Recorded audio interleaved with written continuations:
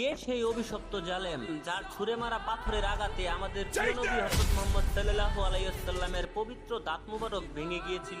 সেই পাষাণ হৃদয়ের মানুষটির নাম হলো উতবা বিন আবি ওয়াক্কাস। উহুদের সেই বিভীষিকাময় সময়ে যখন মানুষ প্রাণের ভয়ে দিশেহারা, ঠিক তখনই সেই পাষণ্ড জালেম আমাদের নবী সাল্লাল্লাহু আলাইহি ওয়াসাল্লামের দিকে সজোরে এক পাথর নিক্ষেপ করেন। যেই পাথরের আঘাতে আমাদের প্রিয় নবী হযরত মুহাম্মদ সাল্লাল্লাহু আলাইহি ওয়াসাল্লামের নিচের পাটির দুইটি দাঁত শহীদ হন এবং তার পবিত্র মুখমণ্ডল রক্তে ভিজে যায়।